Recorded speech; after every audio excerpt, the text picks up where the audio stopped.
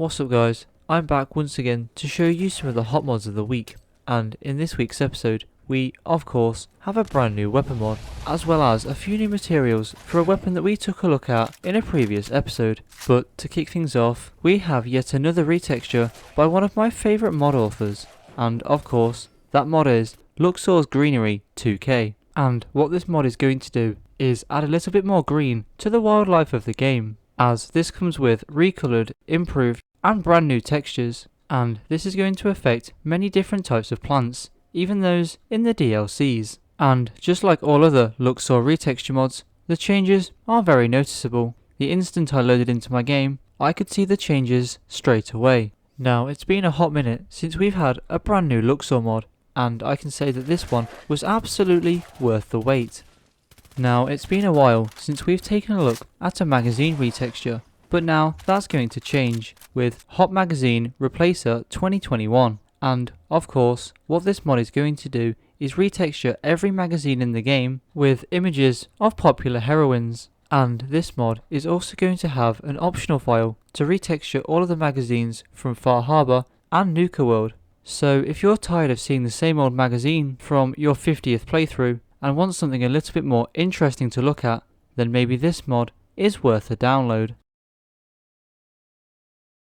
Now, the next mod I have for you is another combat armor, and you can acquire this by heading to the utility section of any chem station. Here you can craft all the pieces for a small amount of crafting materials and requiring no perks. Now, as for stats before upgrades, the chest is going to give 10 ballistic resistance, 10 energy resistance and 2 endurance. The helmet is going to give 10 ballistic resistance, 10 energy resistance and 300 radiation resistance, as well as 1 intelligence and 1 perception. The left arm is going to give 9 ballistic resistance, 9 energy resistance and +1 intelligence and perception. The right arm is going to give 18 ballistic resistance, 18 energy resistance and +2 strength. The left leg is going to give 13 ballistic resistance, 13 energy resistance and +1 endurance and perception.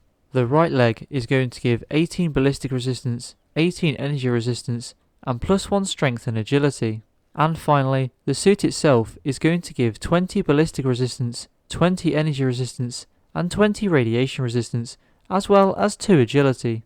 And as for upgrades, the suit is going to have access to ballistic weave, and all the other armor pieces are going to have similar upgrades to armor from the base game. So as you can see, this mod has quite a lot of choice when it comes to upgrade options, so you shouldn't get bored anytime soon. Now, at the moment, this mod doesn't have any kind of body slide support, but it would not surprise me if that came along soon. Now, all the way back in episode 37, we took a look at the Mark 18 CQBR, and now the next mod I have for you is Mark 18 Jungle Camo, and what this mod is going to do is add a brand new material to the weapon, and that of course is the Jungle Camo. But this is not the only new material that we have for the Mark 18, as we also have Mark 18 Body Count Camo, and of course, similar to the previous one, what this mod is going to do is add a brand new material to the Mark 18. And last, but by no means least, the final Mark 18 mod I have for you is Mark 18 Tan Stripe Texture, and if you haven't already guessed, what this mod is going to do is add a brand new material to the Mark 18.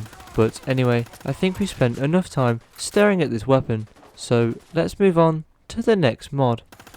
And of course, this week's weapon mod is 40k Autoguns. Now, at the time of recording this mod only has one weapon, and that would be the M40. But the mod author does plan on adding more in the future. But anyway, to get your hands on this weapon, simply open up the console and type in help M40. Here you'll find the weapon's ID code. Then by typing player.additem and the ID code, you'll get your hands on the weapon.